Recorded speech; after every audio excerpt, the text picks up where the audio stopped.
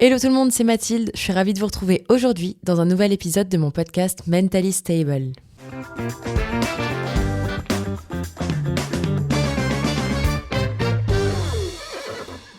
Hello, j'espère que vous passez une bonne journée et que vous êtes contents qu'on se retrouve dans ce nouvel épisode de Mentally Stable. Moi, pour ma part, ça va, je suis à Paris là, au moment où j'enregistre et je pars à Rouen juste après avoir fini le montage de l'épisode pour retrouver mes chevaux. J'ai été un petit peu sous l'eau ces derniers temps, je suis un peu overbookée comme on dirait. J'ai beaucoup de choses à faire et donc j'ai pris du retard sur plein de choses évidemment. Donc voilà, j'enregistre cet épisode la veille pour le lendemain, il n'y a pas eu de vlog sur ma chaîne mercredi, donc hier. J'ai pris un peu de retard par rapport à mes résolutions et on est que en février, donc je vous laisse imaginer la suite de l'année. On espère que ça va aller quand même, mais donc voilà, pour l'instant le planning, je suis pas vraiment à jour dans mon planning de rien du tout, et d'ailleurs c'est pour ça que je vous ai drop sur Instagram dans mon canal @mathilde_et_sligo, c'est le canal Les Copains. Je vous ai drop une annonce de poste parce que je cherche à embaucher quelqu'un. Je voudrais une stagiaire pour commencer peut-être sur éventuellement 6 mois. Vous pouvez encore envoyer vos candidatures à l'heure où le podcast sort, parce que vous avez, je pense, jusqu'à ce week-end pour envoyer les candidatures. Et moi, je suis en période d'entretien d'embauche. Je fais passer des entretiens d'embauche, c'est hilarant. Je pensais pas faire ça un jour dans ma vie, mais du coup, voilà, j'ai eu différents profils hyper cool. De filles, il y a eu que des filles qui ont postulé. Mais donc voilà, j'ai eu différents profils de personnes qui voudraient travailler avec moi, donc c'est trop bien. Ça s'agrandit un petit peu et là, j'aimerais bien développer mon activité pour être pas juste influenceuse, mais être vraiment une agence marketing pour différents clients, surtout dans le monde du cheval, mais pas que, et pour certains cavaliers. Donc voilà, je sais que c'est un métier, on pourra en parler plus tard dans un autre épisode, mais voilà, ma vie est un petit peu un chaos parce que je découvre en même temps Notions, que vous devez connaître, c'est un logiciel pour s'organiser quand on a une entreprise ou à titre personnel. Ça fait 48 heures que j'essaye de masteriser Notion, je regarde toutes les possibilités d'organisation pour la gestion de mes clients, la gestion de mes contenus sur tous les canaux, la gestion de mes clients dont je suis déjà community manager, donc dont je gère les comptes Instagram. Voilà, donc c'est pour ça qu'il n'y a pas eu de vlog hier. Vraiment, là, je suis un peu en PLS de l'organisation parce que ça va un peu trop vite pour moi. Mais donc voilà, on s'accroche et on fait comme si tout allait très bien. Et on se retrouve pour un épisode de podcast qui est donc aujourd'hui sur un thème dont on n'a pas encore parlé, mais qui doit toucher, je pense, plus d'une personne. En tout cas, si vous avez cliqué sur cet épisode, vous savez peut-être de quoi on va parler, puisqu'on va parler de la baisse drastique des likes et des vues sur les différents contenus qu'on propose sur les réseaux sociaux. Je sais pas si vous êtes trop au courant du fait, mais je pense que vous avez dû remarquer, en tout cas si vous êtes créateur ou bien de contenu, donc créateur, instagrammeur, podcasteur, ce que vous voulez. Si vous avez un compte Instagram, donc comme ça à titre professionnel en tant qu'influenceur, ou pour le fun et que c'est un complément de revenu, ou bien que vous avez une marque et vous voyez l'évolution des réseaux sociaux de cette marque, ou bien même que vous partagez sur les réseaux à titre personnel sur des comptes privés ou publics, vous avez dû remarquer que ces derniers temps, il y a peut-être éventuellement pour vous une baisse de vues sur vos posts et vos publications. On parle là vraiment de Instagram et TikTok prioritairement, mais également éventuellement de YouTube sous les formats shorts et sur les formats longs. Moi, je connais bien le sujet, non pas pour me vanter, mais ça fait du coup 10 ans que j'ai créé ma chaîne YouTube, un peu plus de 10 ans. Et le podcast, je suis toute nouvelle, je découvre, mais le reste des réseaux, ça fait un bout de temps que je suis dessus quand même, donc j'ai eu le temps de voir comment ça se passait, voir l'évolution un petit peu. Et sur Instagram, ça doit faire à peu près 10 ans que j'ai mon compte, et pour TikTok, ça date du confinement, donc ça fait 6 ans maintenant, donc ça commence à faire longtemps aussi. Donc j'ai une certaine expertise des réseaux sociaux puisque c'est mon métier aujourd'hui. Donc forcément, j'ai vu l'évolution des choses. J'ai eu un peu toutes les phases. J'ai eu les phases du début où t'as personne qui like tes contenus parce que personne te suit. Ensuite, t'évolues progressivement et tu gagnes un petit peu en like, en visibilité. J'ai vu l'ère où on postait des TikTok et des réels et ça perçait tout le temps avec des centaines de milliers de vues par contenu alors qu'il n'y avait rien de fou. Et là, aujourd'hui, les algorithmes ont encore changé et le moyen de consommation a changé. Et du coup, je trouve on assiste à une certaine baisse d'engagement par rapport au contenu qu'on propose en tant que créateur. Et en tant que créateur, j'englobe dans créateur les créateurs de contenu, les influenceurs, les médias aussi, et également les comptes de marque. Si vous êtes entrepreneur et que vous avez une marque ou une agence ou peu importe, vous avez le même problème auquel vous êtes confronté, enfin j'imagine. Forcément pour des comptes privés, c'est peut-être moins le cas. Mais voilà, j'espère que ce que je raconte, c'est pas du tout un truc auquel personne peut s'identifier, mais vu que je sais que dans ma communauté, en tout cas parmi les gens qui écoutent ce podcast, il y en a beaucoup qui sont créateurs, qui sont photographes, et en fait, ça touche un peu ce problème touche un peu tous les métiers créatifs et les métiers entrepreneuriaux parce que du coup forcément vous avez besoin d'utiliser les plateformes pour votre publicité, pour avoir de nouveaux clients, pour étendre créer une image de marque, la développer et la faire connaître aux yeux du monde entier. Donc en fait c'est un problème qui touche plus d'une personne, et même si dans la façon dont je présente le truc, peut-être on dirait que c'est que pour les influenceurs de Dubaï, en fait non, c'est pour tout le monde. Moi je suis pas influenceuse de Dubaï et ça me concerne. Donc voilà, c'est pas que pour les gens de la télé-réalité ce problème de baisse d'engagement, et même quand on fait du contenu qualité et qu'on évolue et qu'on propose des nouvelles choses, on est quand même confronté à ce souci, je sais pas vraiment si c'est un souci, mais à cette réalité d'avoir des vues qui baissent, d'avoir moins d'engagement. Et du coup, ça génère un peu une frustration dans la création de contenu parce que on a beau tous dire que on fait ce métier par passion, parce que on adore partager, etc. et que on n'attend aucun like en retour. C'est en réalité pas toujours vrai. En fait, tu crées du contenu parce que t'aimes créer, t'aimes partager, mais quand tu partages, c'est aussi pour avoir un retour. Et en réalité, oui, on fait ce métier parce qu'on aime partager, créer, qu'on soit photographe, artiste, peintre, influenceur, enfin peu importe, t'aimes partager un peu un bout de ta vie, un bout de toi en ligne. Mais ce serait mentir que de dire que t'attends pas de retour, parce que sinon tu le partagerais pas. En fait, tu le partagerais sur un compte privé, sauf que personne ne fait ça parce que t'as l'espoir d'être découvert, t'as l'espoir d'avoir une collaboration avec une marque, t'as l'espoir d'avoir un retour, de créer une communauté de personnes qui aiment la même chose que toi. Enfin, en fait, il y a plein de possibilités aujourd'hui. Il y a quand même le côté financier qui est très présent aujourd'hui parce que c'est vrai que influenceur est devenu un vrai métier, mais à l'époque où j'ai commencé, moi, on voulait juste créer des communautés de gens qui aimaient la même chose que nous.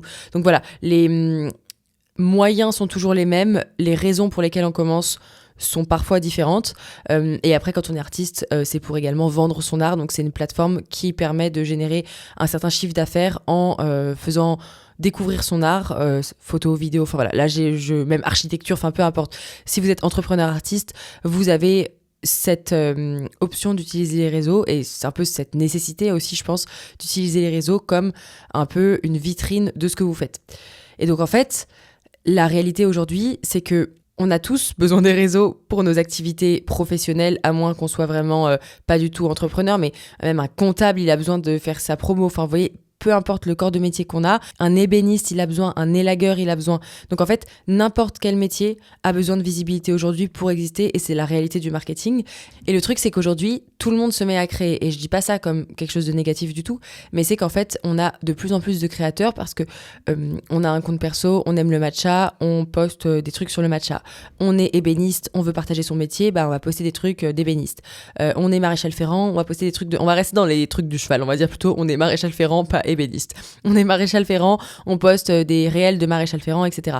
Donc en fait, peu importe ce que tu fais, tu peux devenir influenceur de ton métier. En fait, le réseau social n'est pas une fin, c'est un moyen.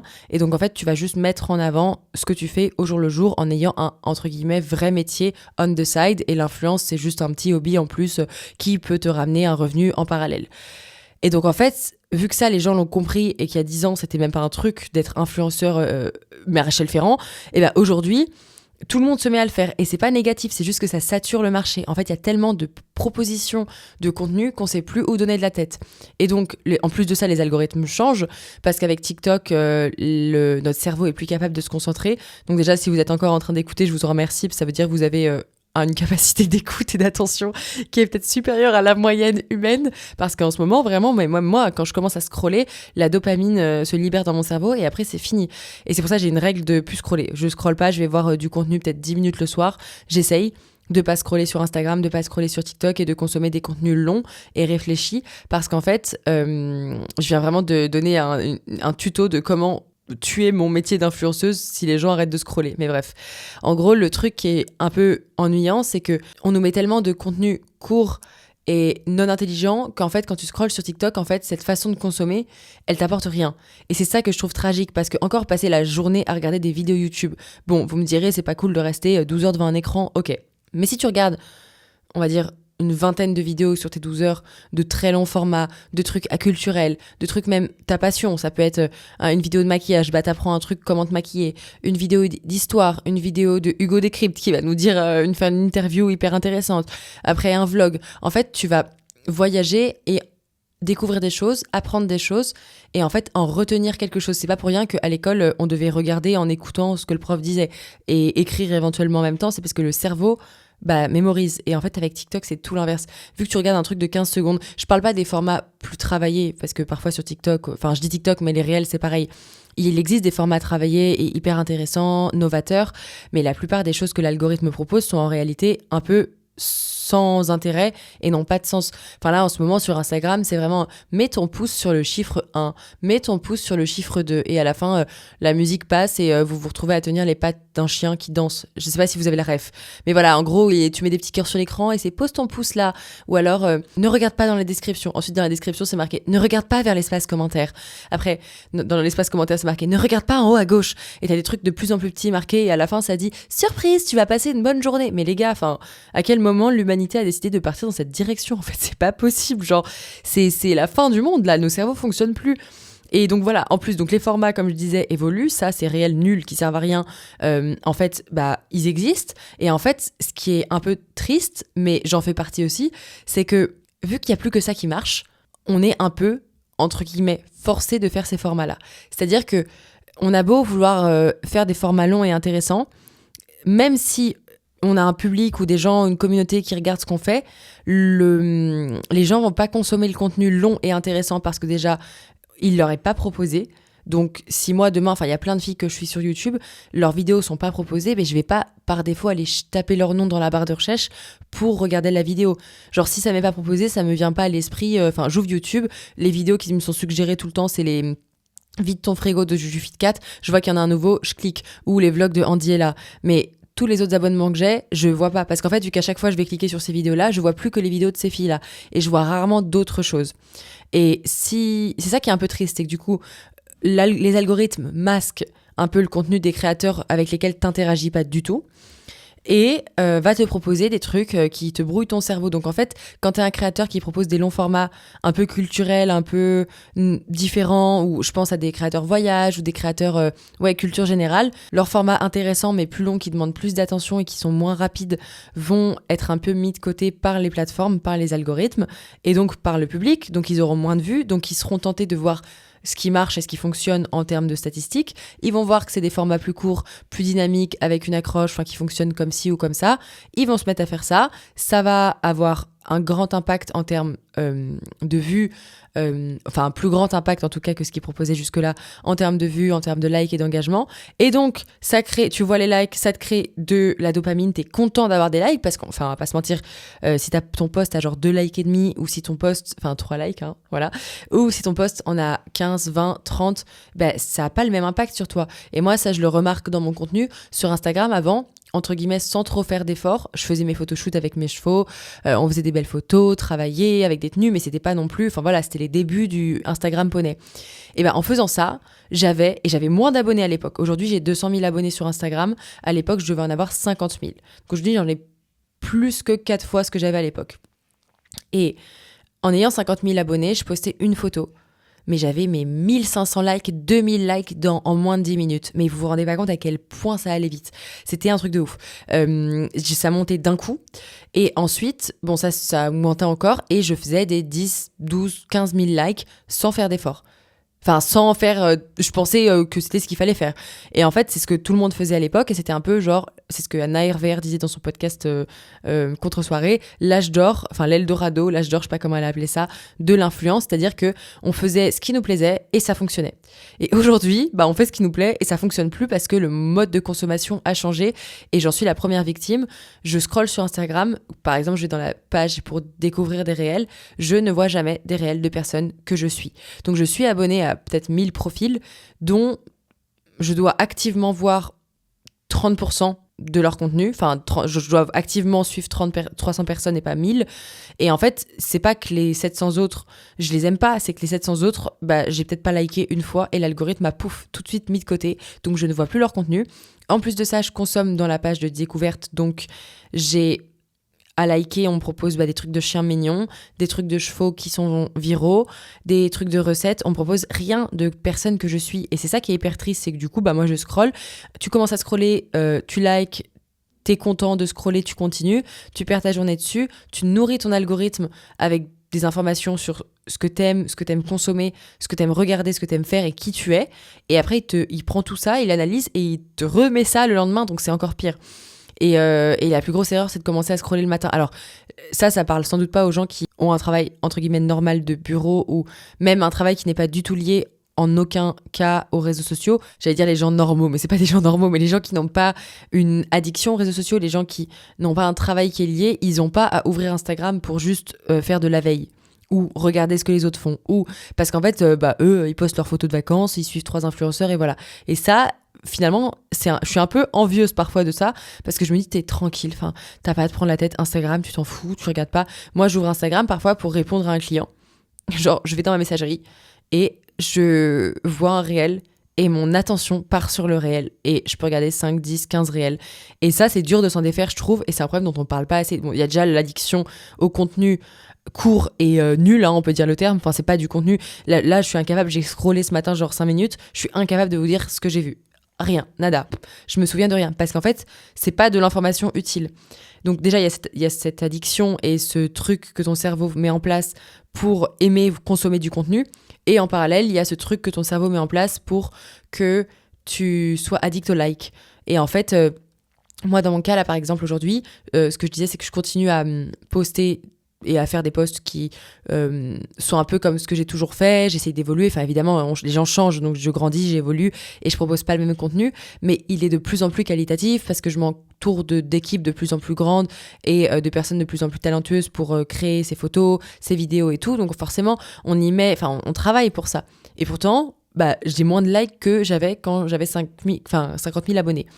Et c'est ça qui est hyper frustrant. C'est parce qu'en fait, il y a ce côté attente qui se construit parce que ton cerveau a associé le fait de recevoir un like à quelque chose de positif, parce que c'est positif d'aimer quelque chose. Donc tu reçois un like, ton cerveau te dit que c'est bien, et du coup quand t'en as plus autant que ce que tu faisais avant ou que tu espérais, c'est cérébralement en gros synonyme d'un échec. Alors que ça l'est pas foncièrement, enfin c'est juste le post, il a été moins visible dans les algorithmes, peut-être qu'il a moins plu, mais c'est pas du tout, ça change pas la qualité du post.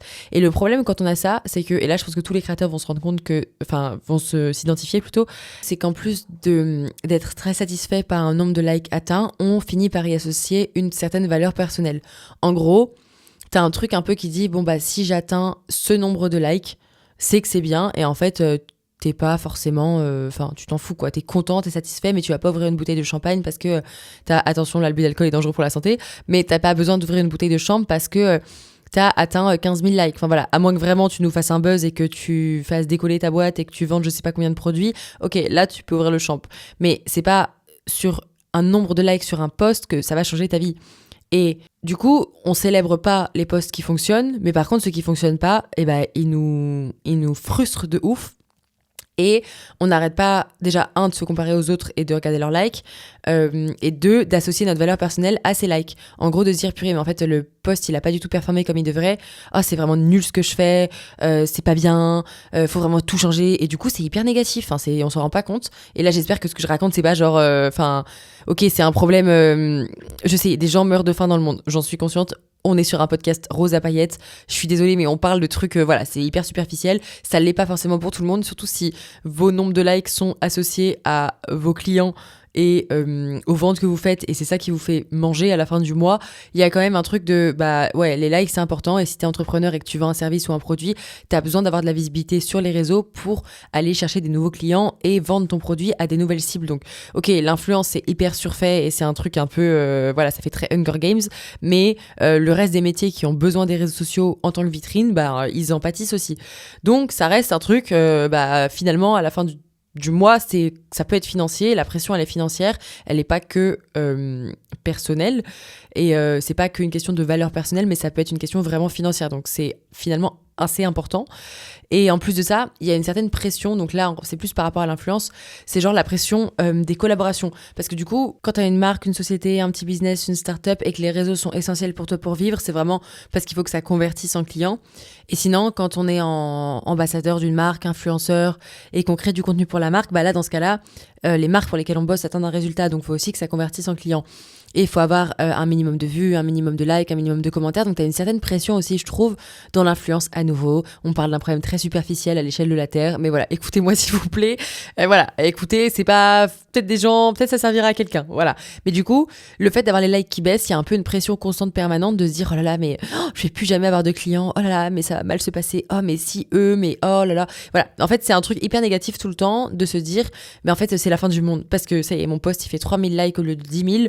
Donc, en fait, plus personne va vouloir travailler avec moi. Ce que je fais, c'est nul. Les autres, ils font mieux. En plus, je gagnerai plus d'argent. Et ça y est, je pourrais plus payer mes chevaux. En fait, il y a un truc un peu qui s'entretient, mais je sais pas trop comment l'expliquer. C'est une sorte de pression personnelle que t'as par rapport aux autres. C'est vraiment dans la comparaison. Moi, ça, c'est tout le truc des réseaux, c'est de se comparer. Mais aussi par rapport aux marques, parce qu'il y a toujours des statistiques qui sont attendues. Quand t'as un code promo, t'as un nombre de ventes à faire. En réalité, c'est plus complexe et ça dépend pas que de nous. Et en fait, c'est ça qui est hyper traître, c'est que tu peux faire le meilleur contenu que tu veux sur tes réseaux, bah peut-être que personne ne le verra. Et ça, c'est le secret de cette année et des années qui arrivent, c'est réussir à rendre le contenu que tu fais visible et qui ait du sens pour les gens qui le regardent et donc qu'ils interagissent quand même avec, malgré la tentation d'aller regarder des contenus courts et entre guillemets inintéressants et qui apprennent rien. Donc voilà, c'est ça qui est assez compliqué en ce moment, je trouve. Je sais pas si c'est un truc auquel vous vous identifiez. Et du coup, le problème auquel on est confronté, je trouve, quand on a ce souci-là, c'est vraiment de changer sa façon de fonctionner pour essayer d'amadouer l'algorithme et de rendre son contenu plus visible et plus likable. Et du coup, de regagner les statistiques qu'on avait avant, mais pas parce que c'est foncièrement du contenu qui nous plaît, mais parce que c'est du contenu qui, on espère, va séduire l'algorithme.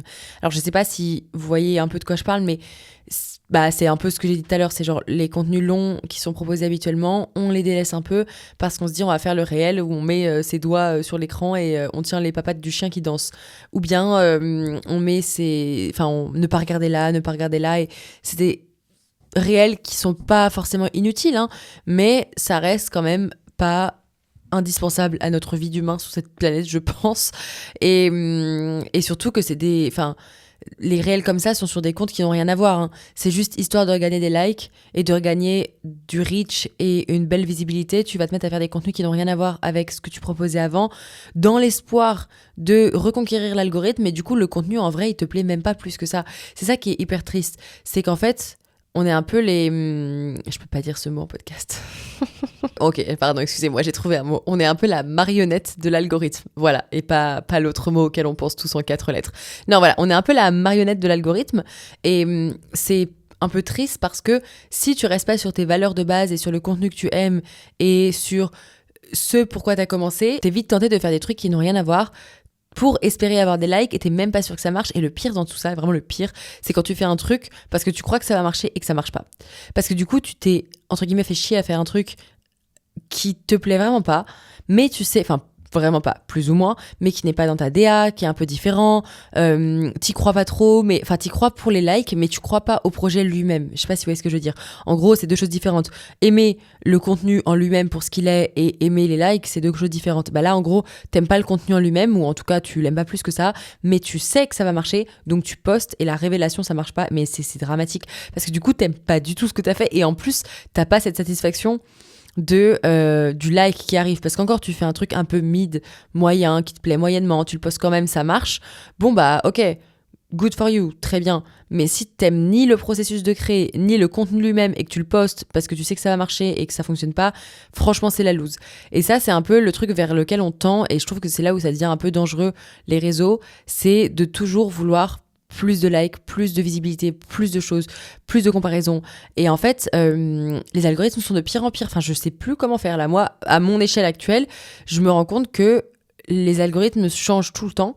Ils sont pas du tout linéaires. La croissance des comptes Instagram et de la visibilité, c'est pas toujours cohérent. Tu peux faire 2 fois le même contenu, il va pas être vu pareil. Il va pas être proposé de la même façon. Et la façon dont il va être proposé, ça va dépendre des interactions qu'il y a eu dessus. Mais du coup, ça dépend de tellement de paramètres, en fait, qu'on n'est plus du tout maître du contenu qu'on poste comme on aurait pu l'être, ou en fait on l'a été il y a 10-15 ans. Et il y a 15 ans, j'étais pas sur les réseaux, mais vous voyez ce que je veux dire. En gros, il y a 10 ans, tu faisais une vidéo YouTube, t'avais genre 30 abonnés, t'allais faire 30, 50 vues. Sauf si ça explosait. Mais c'était assez rare d'exploser. Et ta croissance, elle était assez structurée. Moi, sur YouTube, j'ai pas explosé d'un coup. J'ai augmenté très progressivement en ayant un train-train quotidien. Enfin, j'ai commencé, j'avais 2 abonnés, puis 5, puis le lendemain 8. Puis, vous voyez, c'était une croissance assez saine, entre guillemets, par rapport à ce qu'on a aujourd'hui. Où tu passes de 0 à 300 000 abonnés. Et du coup, ta vie change, tu deviens influenceur, c'est trop bien. Mais faut que ça dure sur le long terme. Et en fait, c'est hyper dur, je trouve, d'avoir cette vision-là des choses quand on est tous les jours tenté de créer des contenus qui sont pas forcément viables et qui sont pas intéressants et qui apportent pas de valeur ajoutée. C'est surtout ça, je trouve. En fait, je dénigre pas du tout ici des contenus, par exemple, qui sont pas éducatifs. Bien au contraire, je suis très grande amatrice de contenu beauté ou de contenu voyage ou de contenu mode qui sont pas forcément des contenus intellectuels. Vous voyez ce que je veux dire? Mais pour autant qui ont une valeur ajoutée parce que j'apprends quelque chose, je vois un truc, c'est inspirant, c'est cool, le contenu en lui-même est beau. Il y a plein de façons pour le contenu d'avoir une valeur ajoutée dans sa forme, dans sa fonction, dans son fond. Mais ce que je reproche au réseau, c'est la mise en avant de contenus qui sont profondément inutiles. Vous voyez, parce que c'est même plus des tutos make-up qu'on voit aujourd'hui. C'est genre 3 rushs de 0,3 secondes et c'est tout. Enfin, vous voyez, il n'y a pas de... Il y a plus de recherche, il y a plus de, ou alors c'est de la recherche à la performance, c'est pas de la recherche au contenu en lui-même, parce que le contenu en lui-même est pas forcément récompensé. Et donc voilà, enfin moi quand je scrolle, je vois des vidéos de chiens mignons. Enfin c'est juste des gens qui ont posté leurs chiens. C'est des comptes qui sont en public, mais qui sont des comptes de gens qui sont pas du tout influenceurs, qui ont 300 abonnés et ils ont posté une vidéo de leur chien mignon et ça explose. Et tant mieux pour eux. Mais du coup, vu que c'est plus que ça. En fait, tu vas faire un contenu très intéressant avec une super vidéo, une super luminosité. Ça peut ne pas fonctionner et c'est ça que je trouve triste. Il y a plein de photographes que je suis ou vidéastes qui ont un talent de fou et l'algorithme pourrait mettre en avant ces magnifiques images qui sont dignes d'une pub ou d'un film à Hollywood et pas du tout, pas du tout. Genre tu vois un contenu d'un mal filmé, mal cadré, limite enregistré en capture d'écran sur Snap d'une meuf avec un filtre et c'est pas ça qu'on veut voir. Et évidemment, plus tu likes des trucs, plus tu vas nourrir l'algorithme. Mais du coup, c'est un peu un cercle vicieux. Enfin voilà, bref, vous avez compris de quoi on veut parler. Et en fait, ce qui est dur aussi, difficile, j'espère vraiment à nouveau que ça fait pas trop Hunger Games et que quelqu'un se reconnaît dans ce que je dis. Mais voilà, c'est dur de se rendre compte que la quantité de likes n'a pas de rapport direct avec le talent qu'on a, l'investissement qu'on y a mis, ou la... relevance du contenu, ou là, je déteste les gens qui font du franglais, mais ou à quel point c'est relevant le contenu, je ne sais pas comment dire en français, mais donc voilà, en fait, il n'y a pas de corrélation, et l'algorithme entre les deux a tellement de paramètres à poser que tu peux faire du mieux que tu peux avoir 10 likes. Donc c'est ça qui est un peu dommage et qui est dur à comprendre parce qu'en fait notre cerveau est pas fait pour comprendre ça. Vu que le système de récompense c'est les likes, forcément ton cerveau il associe sa valeur et le contenu et la valeur du contenu que t'as fait au like. Et même si ça te touche pas le nombre de likes que t'as, il y a une partie de toi qui, même si elle est inconsciente, est impactée par ça. Et du coup, c'est pour ça que je suis assez heureuse de faire ce podcast et d'avoir un autre média que juste Instagram ou YouTube ou TikTok. C'est que c'est pas du tout le même mode de consommation. Et sur le podcast, il y a vraiment ce truc de parler longtemps et d'écouter, enfin plus ou moins, mais d'écouter quand même. Et donc en fait, on n'a pas du tout la même manière de penser les choses et de se connecter en tant que communauté qui aime les chevaux ou peu importe le thème du podcast ou du compte Instagram. Et je trouve que Instagram et TikTok et YouTube ont ce truc un petit peu démotivant aujourd'hui. En tout cas, se lancer aujourd'hui, je pense que ça doit vraiment pas être facile du tout. Moi, comme je vous disais, j'ai commencé il y a tellement longtemps, enfin on dirait vraiment une vieille, on dirait une grand-mère, mais j'ai commencé il y a tellement longtemps que j'ai pas eu ça. J'ai eu une progression assez linéaire et stable sur YouTube en termes d'abonnés et de vues. Et pareil, il y a un moment, je faisais juste des vidéos de mes séances, ça marchait du tonnerre. Enfin, je faisais des 50-60 000 vues sur des vidéos longues YouTube et même 200 000 vues sur certaines, enfin 150-200 000 vues. Sans faire plus, j'avais même pas Instagram pour en faire vraiment la promotion, j'avais pas une communauté aussi grande, je devais avoir 20 ou 30 000 abonnés et les contenus fonctionnaient beaucoup mieux parce que 1, le marché n'était pas saturé, il y avait moins de concurrence et 2, les gens avaient un taux d'attention plus élevé, donc en fait ils arrivaient à rester et à regarder une vidéo parce que il n'y avait pas des choses plus courtes qui étaient proposées ailleurs et les algorithmes n'étaient pas encore à la mode de faire des choses hyper courtes et hyper concises. Donc on avait plus de place et de temps pour s'exprimer et laisser libre cours à la créativité. Et je trouve que voilà, les formats courts ont un peu tout ruiné et on l'a vu, je pense, enfin tout le monde s'en est rendu compte il y a 2-3 ans, peut-être plus, je sais pas, mais quand les réels ont commencé. Parce qu'avant Instagram c'était que des photos. Ah, c'était peut-être il y a plus longtemps, mais je sais pas quand c'était. Mais au début, c'était que des photos, il y avait même pas de story. Oula, je parle d'une époque que les jeunes ne connaissent pas. Mais donc, il y avait pas de story. Il n'y avait pas le canal, le chat, évidemment, ça n'existait pas. Il n'y avait pas de page découverte. Il y avait vraiment que des photos auxquelles tu étais abonné. C'était le format carré. Les photographes pouvaient poster leur contenu en se posant des questions sur les carousels. Je sais même pas si on peut faire des carousels, mais bref, sur l'organisation du feed, voilà, ça allait pas plus loin que ça. La mode, c'est de faire des photos qui faisaient tout le feed. Vous voyez, quand on prenait une photo et qu'on la divisait en 9 carrés et ça faisait genre un géant carré sur ton feed. Du coup, t'avais le carré du milieu, c'était peut-être genre juste ton nez. Et le carré de gauche, c'était genre juste ton oreille. Bref, l'époque où ça, c'était à la mode, il n'y avait pas encore cette problématique de consommation du contenu parce que TikTok était pas, enfin la révolution TikTok était pas encore là. Donc on n'avait pas l'idée du format court, on savait même pas ce que c'était. Et en fait, il y a eu l'introduction, je pense, des stories d'abord et peut-être des réels après. C'était horrible, on mettait tous le filtre là, multicolore, je sais pas si c'est le filtre Rio. Ou enfin il y a un filtre Instagram, vous voyez très bien de quoi je parle. Quand on met sur sa story, ça peut être en noir et blanc, etc. On peut swiper et il y a un filtre vraiment horrible, rose et bleu qu'on mettait tous à l'époque. Bref, ça c'était une époque où on avait encore la liberté de créer et de partager juste des photos sans trop de problèmes. Et en fait, à la seconde où les réels ont été introduits, les photographes ont dû se réinventer. Et en fait, c'est ça qui est dur, c'est de se réinventer sans savoir de quoi l'algorithme de demain est fait. Parce que se réinventer, quand on a vu les réels arriver, les photographes se sont mis un peu à la vidéo, ou bien ont trouvé un moyen de faire des montages dans lesquels ils incluaient leurs photos, donc pour rendre leur contenu visible. Je parle des photographes parce que c'est forcément, on est passé du statique au mobile, donc il y a eu un truc qui a changé dans leur métier, et aujourd'hui, on le voit par exemple quand des clients prennent des séances photos avec leurs chevaux, je suis pas photographe, mais j'imagine et je le vois autour de moi. Quand, par exemple, un particulier a son cheval, veut une séance photo, et ben en fait, il veut photo et réel. Il veut pas juste des photos. Et parfois, il veut juste des réels de sa séance pour avoir une image vidéo de ce qu'il a fait à cheval. Et ça, c'est les modes parce qu'elles changent et elles évoluent. Mais le problème, et je trouve la difficulté des métiers un peu créatifs, c'est de se réinventer quand on ne sait pas de quoi l'algorithme de demain est fait. En fait, c'est ça le petit hic, c'est qu'on n'est pas trop au courant de comment ça va évoluer et de vers quelle chose ça peut aller. Parce qu'on est passé de la photo à la vidéo. Bon, certes, on était déjà au courant que les deux existaient, mais on les avait pas encore appliqués en ligne. Et après, là, on a la vidéo de plus en plus courte, donc les cerveaux sont de moins en moins efficaces. C'est quoi l'étape d'après ? Et c'est ça qui est un peu difficile à cerner parce que on n'en est pas capable. On ne sait pas dire demain de quoi Instagram sera fait. Enfin déjà, on ne sait pas dire de quoi demain sera fait de manière générale, mais alors encore moins l'algorithme d'Instagram. Et du coup, il faut réapprendre, je trouve, à apprécier ce qu'on crée pour ce que c'est juste et pas pour l'impact que ça va avoir. Et c'est super dur à se mettre en tête. Genre là, on dirait et tout, je dis un truc superficiel, mais si vous partagez un petit peu sur les réseaux, vous devez vraiment voir ce que je dis. Parce que si vous êtes photographe, vous postez les photos, vous posez pas de questions, mais vous êtes quand même tenté d'aller faire ses réels et ses stories et ses carousels et de suivre la trend avec vos photos pour être découvert. Donc il y a quand même ce truc de tentation. Et c'est humain, moi la première, je le fais.